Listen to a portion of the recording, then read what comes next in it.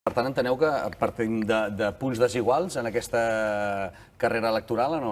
Però és que també no només pels independentistes, és a dir, jo, a no ser que els unionistes tinguin pensat, que no m'estranyaria, que si el govern no els agrada seguiran amb el 155 i la seva repressió, etc. Però jo si fos unionista estaria bastant emprenyada, perquè és que això que està passant, aquest incendiament, aquest incendi de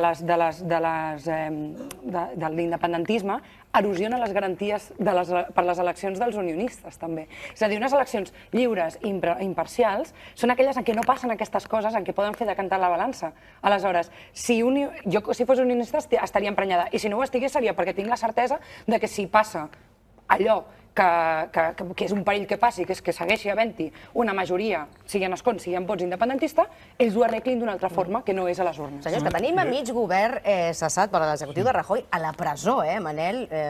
No, però i a més, quants casos de violència extrema han hagut? Ja no dic en manifestacions aquí. Aquesta gent ha anat a una manifestació a França, de manifestació de treballadors. O sigui, quan tu ja titlles de violència aquí, això, què hi ha més enllà? És una mica l'ús del llenguatge, és a dir, el terrorisme llavors què és?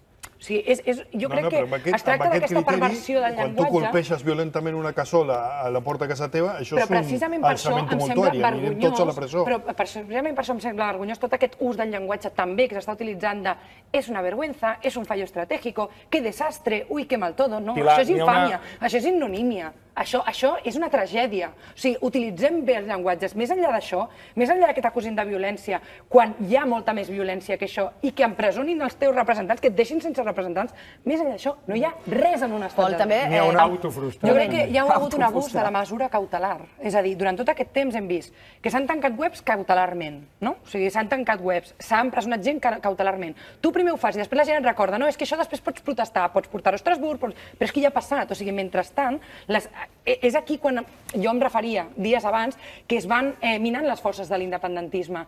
I per això crec que els dirigents que han dit no, és que no tenien prou força per fer el que volien fer.